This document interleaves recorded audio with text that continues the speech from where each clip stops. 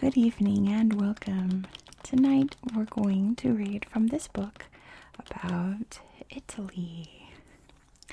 Let's just dive right in. Let's go right in. And we're going to look at all these beautiful pictures of Italy. And I'm going to read to you all the boxes. And typically I would read you this introduction, but I read through it already and it's not a very good introduction. It's mostly talking about its economy, and that's not what I really want to focus on, right? Look at these beautiful mountains going down to this beautiful river valley here. This is in the Tyrols. Let's read about the Apennine Range. The Apennine Range forms the very backbone of the Italian peninsula, running north to south through the country for 870 miles. The Apennines are not actually a single range of mountains. Rather, the name Apennines is given to a chain that links three smaller ranges together. The northern range is divided into the Ligurian and Umbrian Apennines, while the central range is divided into the Umbrian, Marsian, and Abruzzi Apennines. The ranges form an arc that divides the peninsula quite clearly into the eastern, or Adriatic, and western coasts. The name is thought to originate from a 4th century Celtic word, pen, which means mountain or summit. The highest point in the range is the Corno Grande, or Big Horn, which reaches an elevation of 9,554 feet. The northern mountains are mostly covered with grass, while the southern section of the range is quite arid. Many of Italy's rare and endangered animals live in the Apennines, including bears, lynx, and wolves. In the 3rd century BCE, the ancient Romans built a famous road called the Via Flaminia that crossed the Apennines to link Rome with the port of Ariminum, or Rimini, on the Adriatic coast. Modern roads have since made crossing the mountains an easy task, but rare stretches of this ancient route can still be found today. Let's see. Gorgeous Italian meadow here, so beautiful. And beautiful white buildings there along the sea. This is as it's in Sicily. Earthquakes and volcanoes. Very famous town here. I'm sure you know what it is. We'll read about it. Italy has for centuries been vulnerable to volcanic eruptions and earthquakes. Regions in the Alps and Apennines have had their share of tremors and earthquakes, as have areas around Naples and in the regions of Umbria, Abruzzi, and Friuli, Venezia Giulia in the last 20 years. Among Italy's active volcanoes are Etna in Sicily and Vesuvius near Naples. One of the country's latest big earthquakes occurred in 1997 in Umbria and Marche. It killed 11 people, injured more than 100, and severely damaged the Basilica of St. Francis of Assisi. In 2002, an earthquake of magnitude 5.6 hit Sicily, damaging some buildings, especially in the capital, Palermo. More recently, more than 300 people were killed in April 2009 when a powerful earthquake hit the central Italian town of L'Aquila. Probably the most famous eruption in Italy, and one that has fascinated historians for centuries, was the eruption of Mount Vesuvius on August 24th in the year 79 CE that destroyed the Roman cities of Pompeii and Herculaneum. The eruption spewed huge amounts of ash and pumice into the sky, and within 3 hours buried the city of Pompeii and the nearby town of Herculaneum under debris, lava, and mud. Only in the late 19th century did archaeologists begin to uncover these ancient Roman cities. Incredibly, they found that the carbon-rich ash had preserved many of the details of daily life in Pompeii. Entire bakeries were found with ovens containing loaves of bread still intact.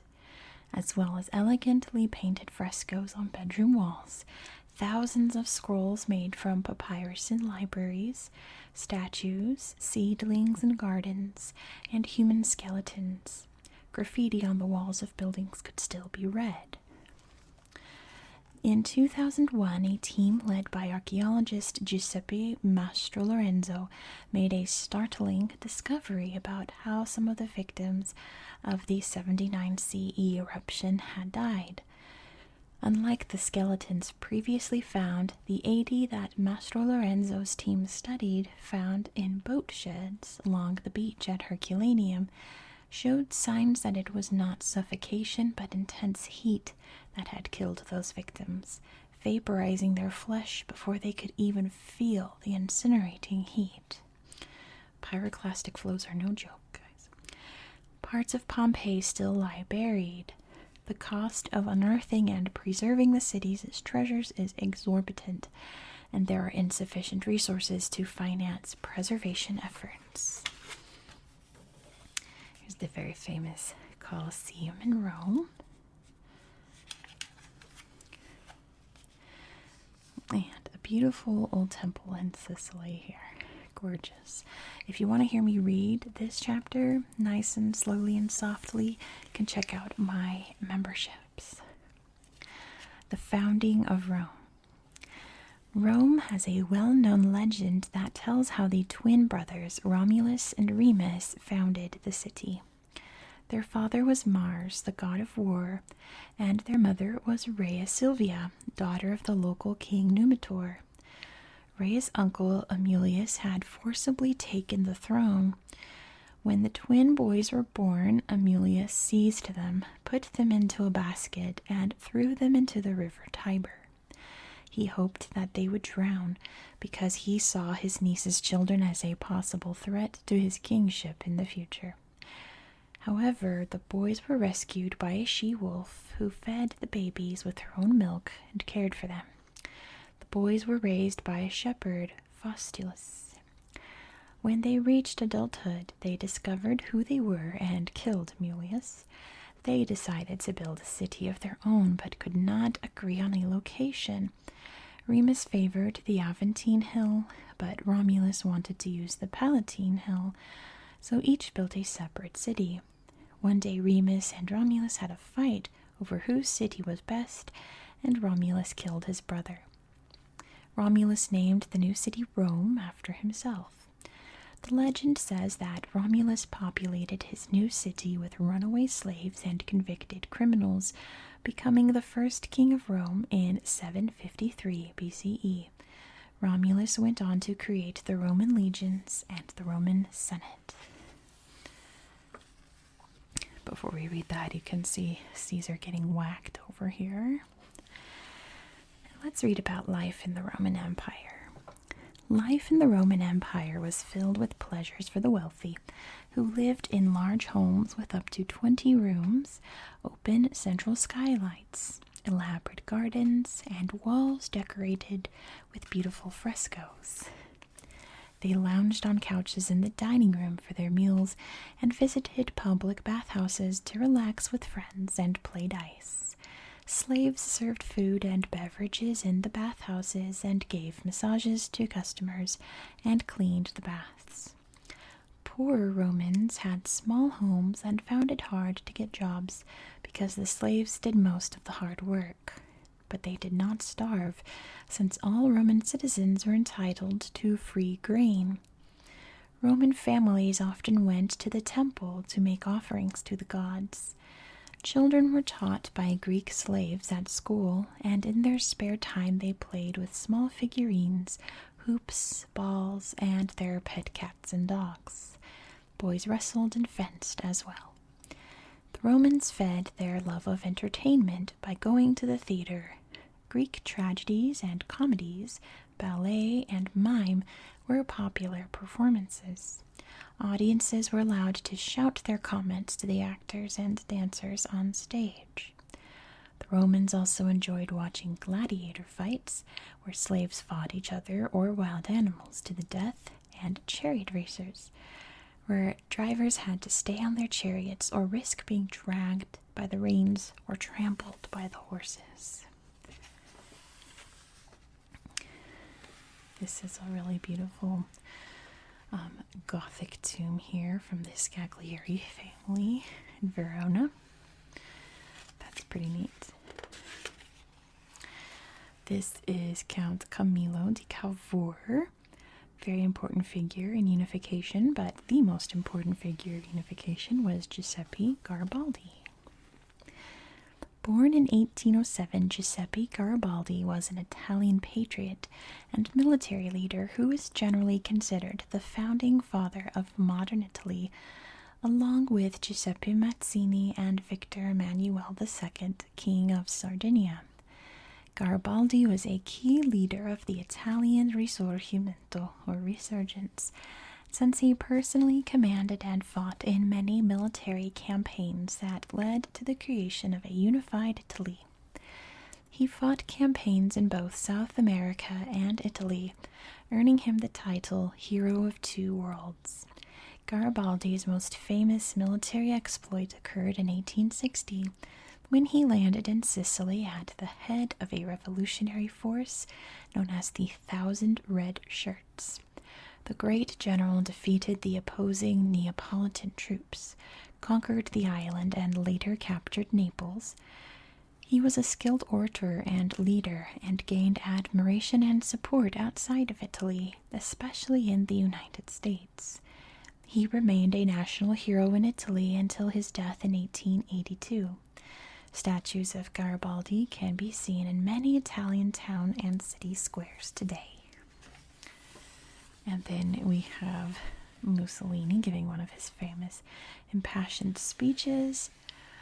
And let's see, I think, this was the previous prime minister when this book came out. He had just left office. We've got an old palace here. You can see the Italian flag, and it looks like the EU flag right there. We've got the Quirinal Palace in Rome. And let's read about some regional politics. Very exciting, right? Regional identity remains a powerful force in Italian politics. Italy's autonomous regions reflect deep ethnic and regional differences in modern Italy. The process of Italian unification in the late 19th century, as well as the failure of Mussolini to promote a pan-ethnic Italian identity during the 1920s and 1930s, encouraged Italians to see their interests and affairs in regional terms. As a result, many regional political parties exist across Italy that promote regional issues and seek greater regional autonomy. For historical reasons, the differences between Italian regions can be seen as a north-south divide. Among the larger regional parties is the Lega Nord, or Northern League, which was founded in 1991. You can see them having a meeting right down here. They campaign for greater regional autonomy, especially for the north of Italy. They draw a lot of support in the regions of Veneto, Piedmont, and Lombardy, and promote northern Italian culture and ideas. Their focus is more on local identity as a unifying ideology, and they draw from both the left and right of the political spectrum.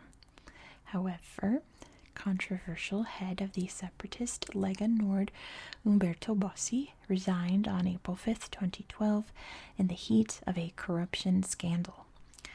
The party treasurer, Belsito, is also being investigated for possible connections with the 'Ndrangheta, a powerful criminal organization based in Calabria in southern Italy. The south of Italy has followed a quite separate historical path for many centuries, reflecting the position and influence of the Kingdom of Sicily, which covered much of southern Italy and Sicily from the early 12th century until 1816. Following the end of World War II, the Sicilian independence movement fought for an independent Sicily until the early 1950s. More recently, the Movement for Autonomy Party has campaigned for greater regional independence, although often as part of the ruling coalition, the center-right People of Freedom Coalition. The Sardinian Action Party also campaigns for greater autonomy in Sardinia, but its support and influence have fallen away in recent years. I am. There's a page right here. So we can see a picture of the communists here having a little rally. And let's read about the Mafia, Italy's other government.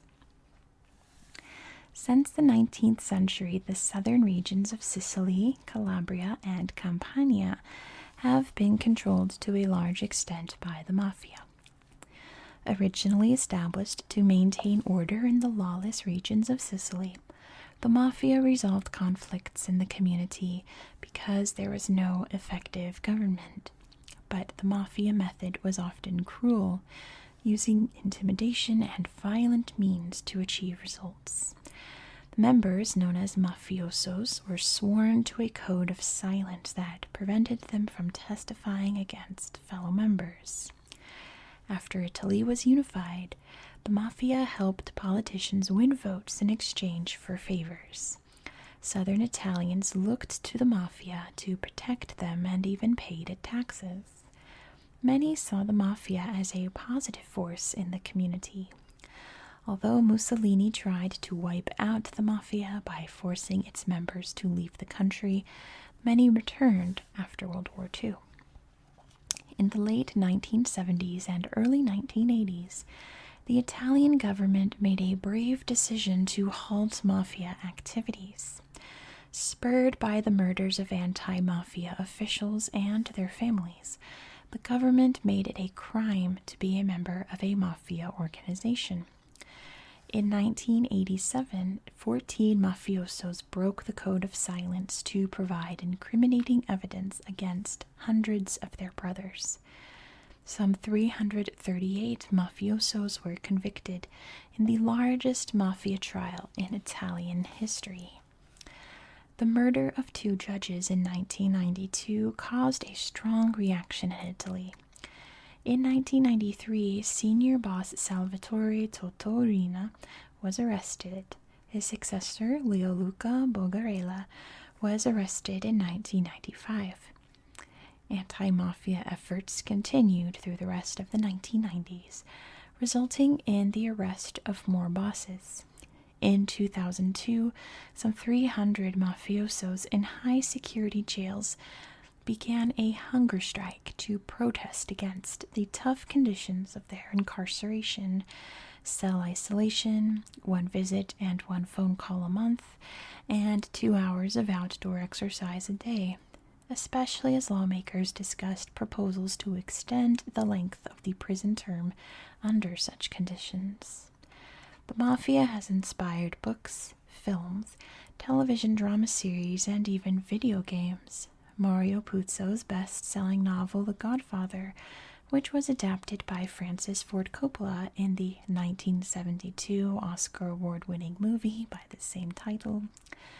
The television series The Sopranos, which won 4 Golden Globe Awards in 2000, and the controversial video game Mafia, The City of Lost Heaven. Let's see. The Bank of Italy, another very beautiful building here, and the absolutely gorgeous countryside. You can see the vineyards there going down the hills. And this is on Sardinia, a salt lake, it says. And here's a big shipping area. Lots of cranes there to lift the shipping containers out of the ships. These pages are very stuck together. Enjoy the sounds, I guess. I struggle. Getting some olives off of the tree there. And they're making windows. If you're listening, not the computer program, actual windows. Let's focus on Fiat. Founded in 1899 in Turin, Fiat, named for the acronym of Fabbrica Italiana Automobili Torino is Italy's largest and most famous automobile manufacturer and Italy's largest industrial group. In 2009, Fiat and the U.S. carmaker Chrysler formed an alliance which in 2011 led to Fiat taking a majority interest in Chrysler. Fiat Chrysler is an international auto group that designs, produces, and sells vehicles for the mass market under the Fiat, Lancia, Alfa Romeo, Fiat Professional, and Abarth brands, as well as luxury and performance cars under the Ferrari and Maserati brands. Jeep and Chrysler are other brand models that the group produces in North America and are distributed in Europe through Lancia Chrysler and Jeep sales networks. Fiat also operates in the components sector through Magneti Marelli and Texid, and in the production systems sector through Comau. Fiat Chrysler sold a combined total of more than 4 million vehicles for the year 2011, making it the 7th largest automaker globally. The group owns companies located in 44 countries and has customers in approximately 140 countries. In 2013, a full merger of the two companies is being worked out, a little outdated, if successful. This will make Fiat the world's 3rd largest automobile group after Toyota and Volkswagen. This book is almost 10 years old, so yeah. We've got some factory work there, I guess. Orange processing and packing. Okay, that makes sense, considering the boxes are orange as well. They are on strike here. I don't know Italian enough to understand what they are protesting. And we've got a choo-choo train there. Beautiful Italian countryside here. Isn't that fantastic? And up in the north we have the Dolomites up here. I'm sure they are. I didn't read the I'm near the Dolomites, at least. It's definitely very Dolomite-esque. This is a UNESCO World Heritage Site town of Vernazza. It's perfect, as you can see. It's absolutely gorgeous. These guys here are working hard to clean up the forests. They're good for them. Let's read about Abruzzo and the lynx. The Abruzzo National Park near the town of Pescasseroli, just a 2-hour drive from Rome, was established in 1923. The main section of the park covers about 155 square miles, but there are reserves surrounding it that bring the total protected area of Abruzzo to about 235 square miles. Hardwood forests cover 2/3 of this area. Beech, oak, ash, maple, and wild oak are found here. Some of the animals that live in the Abruzzo National Park are Marsican brown bears, chamois, mountain goats, foxes, and Apennine wolves. Many of these animals have been hunted to extinction outside the park. In 1972, a cryptozoologist, which is a scientist who specializes in finding rare and endangered animals, it doesn't mean they're looking for Bigfoot or Bitcoins, Franco Tassi, shocked the biological community in Italy by suggesting that the Abruzzo National Park might still contain the lynx, a wildcat with short legs and a short tail. The lynx was long believed to have disappeared from the Italian landscape in ancient times. As manager of Abruzzo, Tassi and his team began to look for evidence of the lynx's existence. In 1995, they did a census estimating that there were some 8 to 10 lynxes in the park, and the same year 2 pairs of lynxes mated. This was a happy story for Italy's wildlife. It is not often that animals once thought to be extinct are rediscovered in their natural habitat. Tassi thinks that the lynx might be on the rebound in the central and southern Apennines. And there's a picture of the park there. Here's another choo-choo, an electric train. Man, these pages. There's a little electric car getting charged up there. And some electric bikes, question mark? I think they're just regular bikes, just bike sharing bikes. There's someone getting ready for a festival. It says this is in Sardinia. There's the whole family, including the cat. And having a dance in the obviously northern part of Italy because they're wearing like dirndls and lederhosen, question mark? I can't really tell. He's crouching down, but yeah. There's a donkey. Very sweet.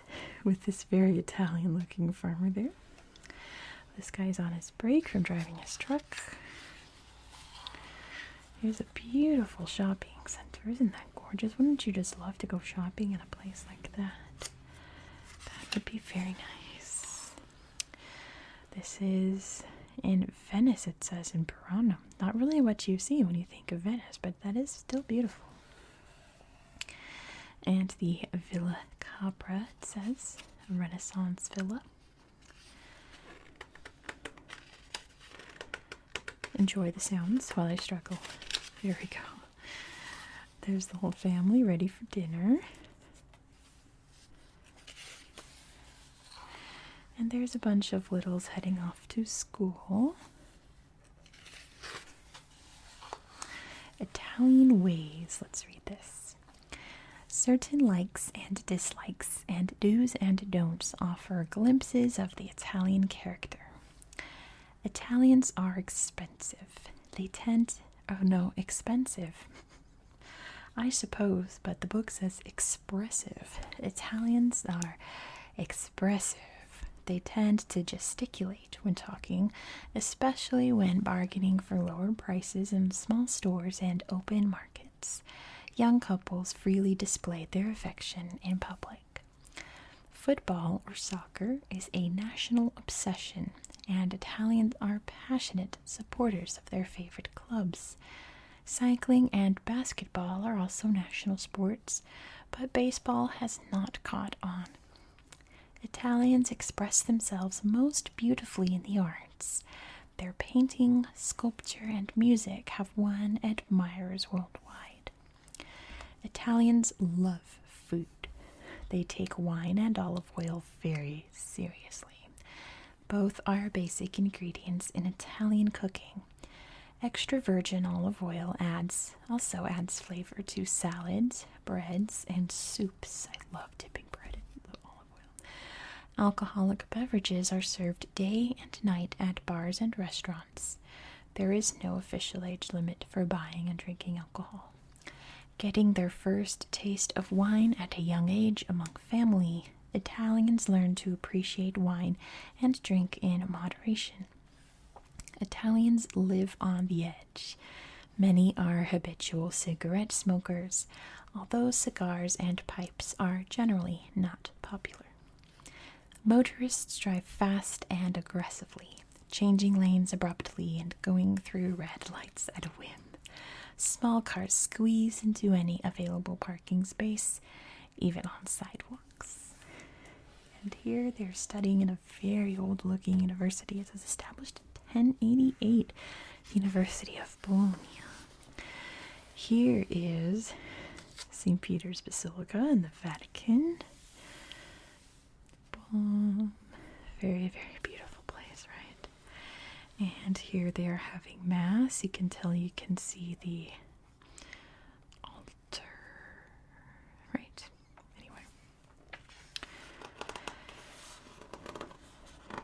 Anyway, there's St. Mark's in Venice, another very, very beautiful Italian church. And there's the outside of Vatican, St. Peter's Basilica. Let's meet the Pope. The Pope grants a general audience every Wednesday in the piazza of St. Peter's Basilica. When Catholics see him, they shout, "Viva il Papa," or "Long live the Pope." When meeting the Pope in person, worshippers call him either Santissimo Padre, which means Holy Father, or Sua Santità, which means Your Holiness. The current Pope, elected on March 13th, 2013, is Francis. There have been 266 former popes.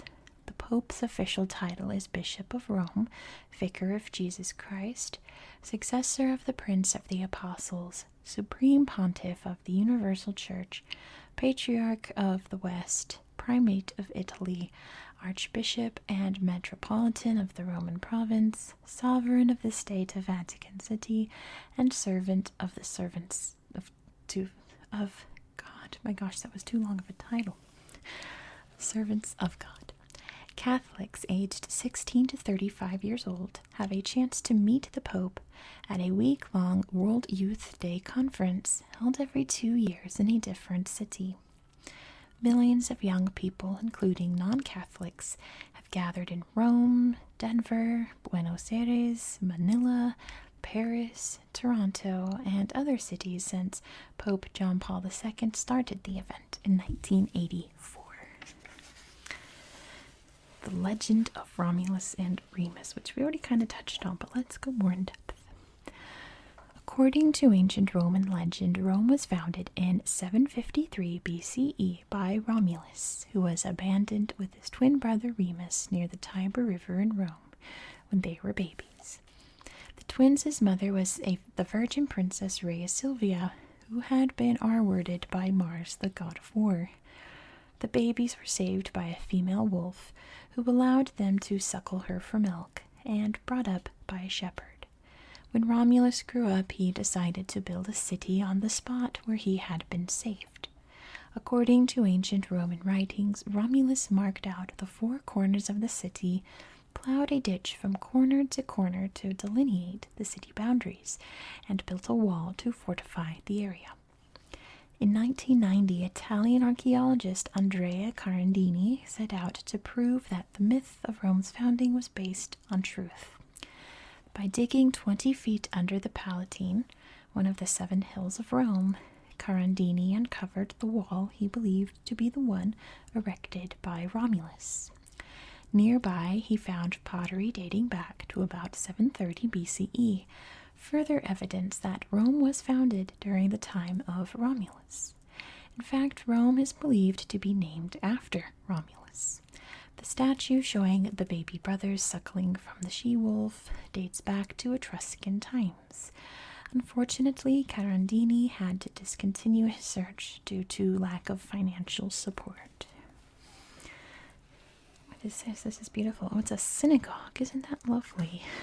It is a bright gold, shiny place of worship there. Isn't that great? Having a nice chat here. This is just an example of Latin. A dead language, technically. They are enjoying their tea. Yeah, she's playing her DS there, reading a book on their cell phone, just having a good old time. Let's learn some Italian sayings and their English equivalents. Some of the ideas behind common English sayings and proverbs are also expressed in Italian using different words. In Italian, they say, "You're speaking Turkish." In English, it's Greek to me. In Italian, "When the cat is out, the mice are dancing." And in English, we say, "When the cat's away, the mice will play." In Italian, they say, "Better an egg today than a chicken tomorrow." And in English, they say, "A bird in the hand is worth 2 in the bush." In Italian, they say, "Much smoke but a small roast." I like that. In English, we say "much ado about nothing," but I actually like the Italian one way better. In Italian, they say, "Drop by drop, the sea is filled." And in English, we say, "Little drops of water make the mighty ocean," which I've never heard. I like the Italian one more. It's more straightforward. They are out having a day together, looks like, having a chat while they shop. And uh-oh, there's a Roman gladiator, the emperor. It says he's dressed like Julius Caesar. Well, it's a thumbs up, so that's a good sign that the gladiators did well. Right? It says thumbs up. Oh no. No, that's what I thought. They lost but should not be killed. And then thumbs down means the gladiator has to die. That's what I thought it was. I was like, thumbs up is good. They're having a nice little reunion there, having a good happy hug. And they're reading the newspapers, keeping up with the news. This is a massive ceiling here. It looks kind of Byzantine, doesn't it? Yeah, it says a 12th century chapel in Palermo. Definitely not an ancient Greek art. Well, obviously not because it's Christian. But very Byzantine looking nonetheless. And here's one of the most famous works of Italian art. Definitely the most famous Italian sculpture. I think the statue of David by Michelangelo. And very, very famous fresco, The Last Supper by Leonardo da Vinci. Probably the most famous ceiling in the world, the Sistine Chapel. You can see the famous panel there, God and Adam.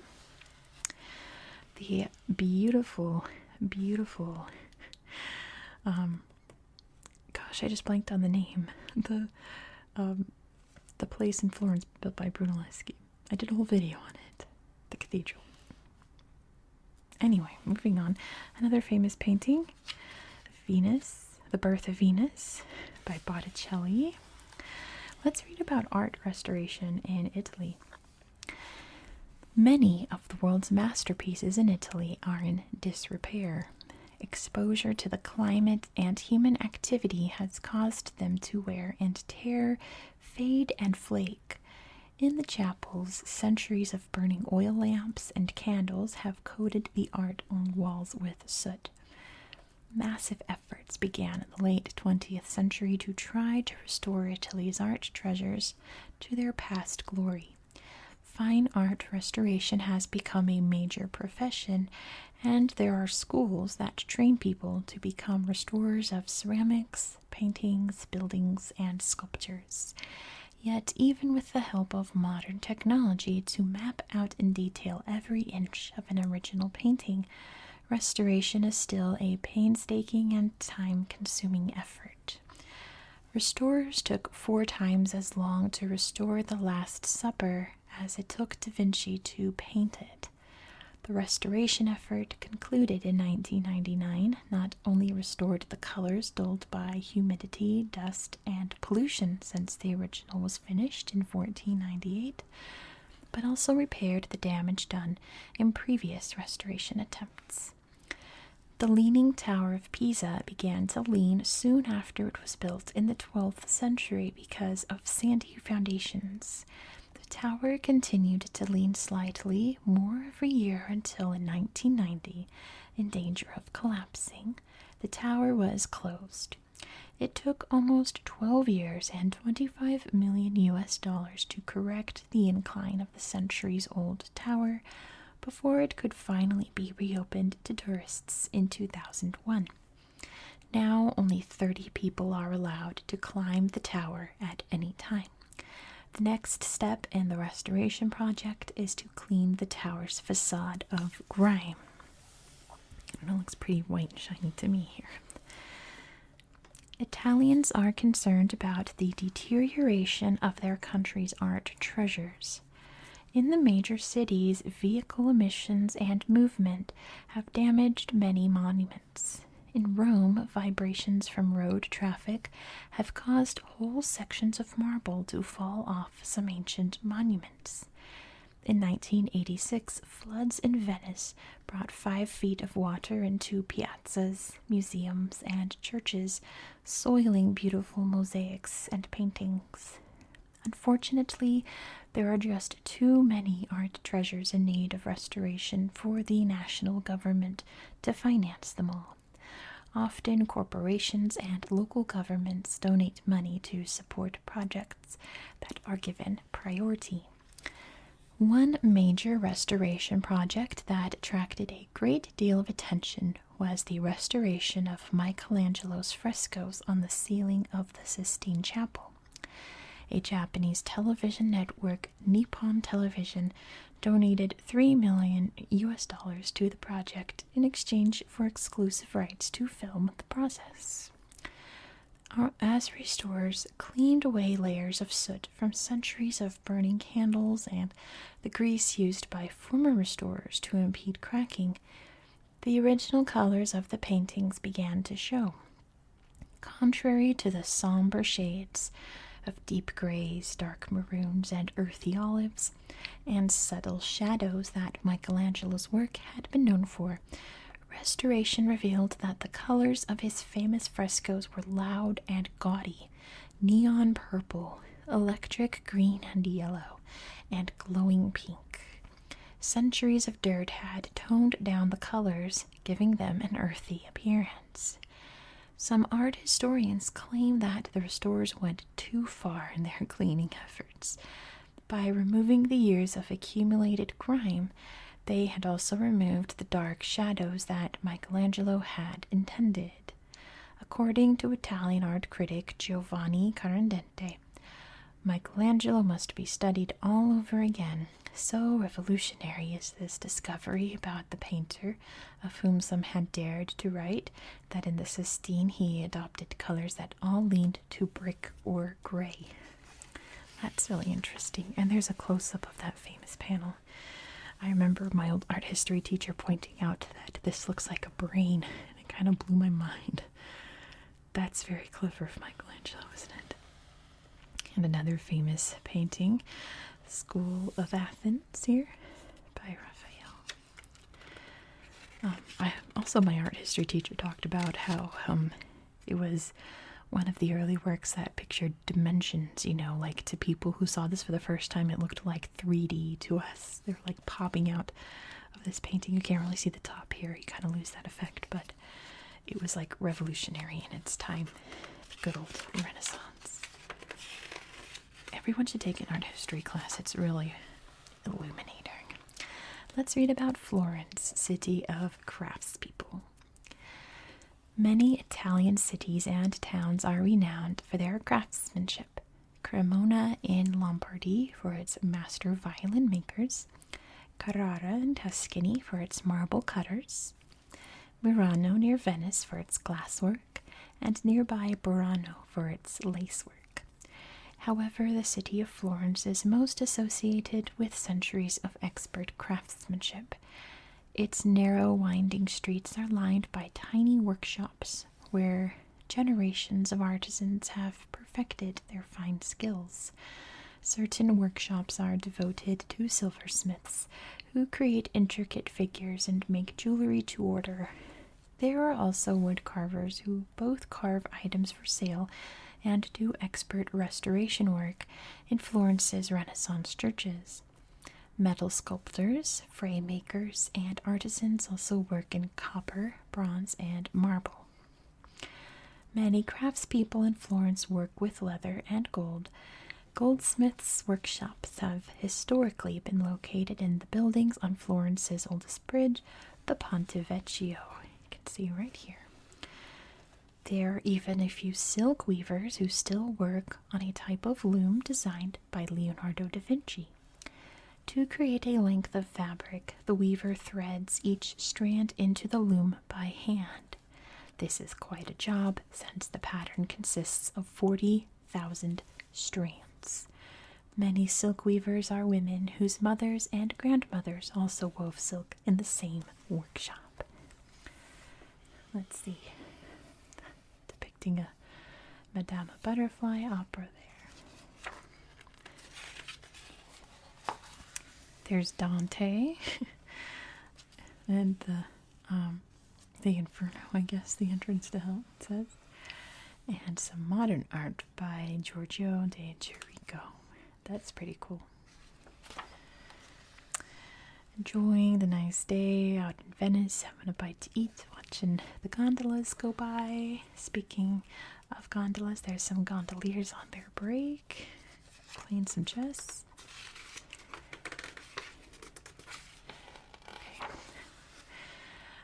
Some football fans here, you know how people go all out for their teams. This looks like it's I'm not going to say which club, but it just looks like it's the Italian team, like maybe for the World Cup or something, or some kind of league championship. I'm not sure. Playing some baseball here. And of course, Formula One is really big in Italy, considering the Ferraris and all of that, all the fast cars of Italy. Beautiful, beautiful La Scala Opera House in Milan. And they're also reading the newspaper. Look at this. This is a street festival where they're using flower petals to make art. That's incredible. Hopefully nobody sneezes really hard.